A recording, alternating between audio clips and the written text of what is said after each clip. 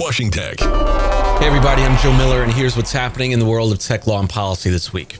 The Federal Election Commission has adopted rules to regulate political advertising online. Why is it important? Well, for years, the FEC has required certain disclosures for political advertisements appearing on broadcast media outlets. The updated rules will apply the same rules to online advertising. What doesn't it cover? Well, these new rules do not cover social media posts promoted for a fee.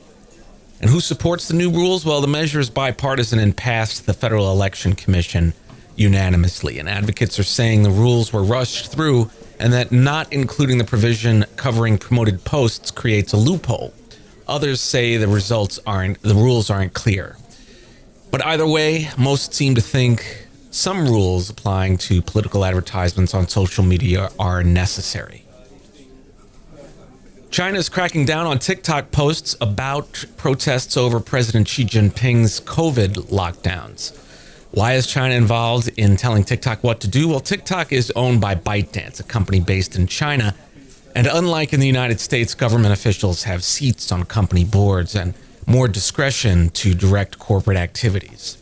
What does it mean for U.S.-based users? Well, the answer isn't clear, but U.S. officials have long been concerned about potential data collection by the Chinese government about what U.S.-based TikTok users do on the platform. This could help China have insights about how to run propaganda campaigns like we saw during the 2016 and 2020 presidential elections.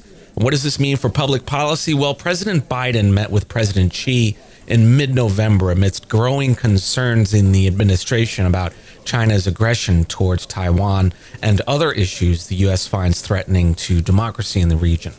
President Xi's new oversight over what's happening on TikTok indicates he isn't really all that interested in loosening his grip over Chinese citizens and global media ecosystem. The Justice Department is considering rules barring companies from using messaging apps. The Justice Department and the Securities and Exchange Commission are the two federal agencies that have expressed the most concern regarding what companies are doing to engage in required monitoring of company communications. External apps with disappearing messages features like WhatsApp may be tempting to corporate executives looking to break the law without leaving a digital trail. Musk and Republicans fight Apple over its alleged threats to pull Twitter from its app store.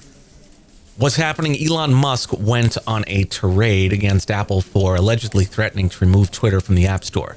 Republicans who have expressed concerns over an alleged anti-conservative bias on Twitter have teamed up with Musk to fight what they call Google and Apple's App Store duopoly. Where does the dispute stand? Well, on Wednesday, according to the Washington Post, Musk met with Apple CEO Tim Cook on Wednesday, where they apparently had a chance to clear the air.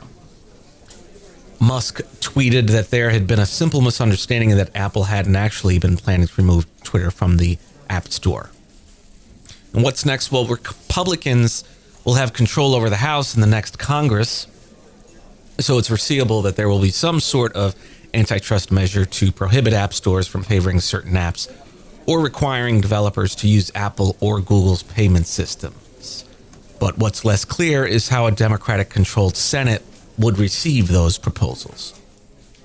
In other tech policy news, San Francisco's Board of Supervisors approved a measure that would allow robots to kill suspects. Advocates say this will have a disparate impact on communities of color.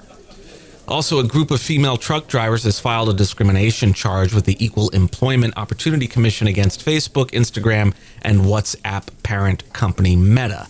The group alleges that Meta discriminates against them because they say the company shows most ads for trucking jobs to men. Finally, Twitter has lifted its ban on COVID-related mis- and disinformation, which is very strange.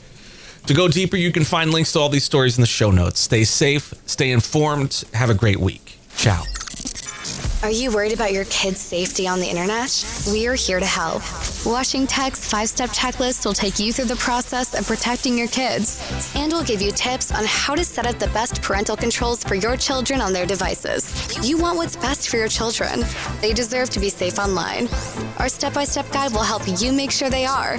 Download Washing Tech's online safety checklist today to protect your kids online. Find it at protectyourkids.online. That's protectyourkids.online.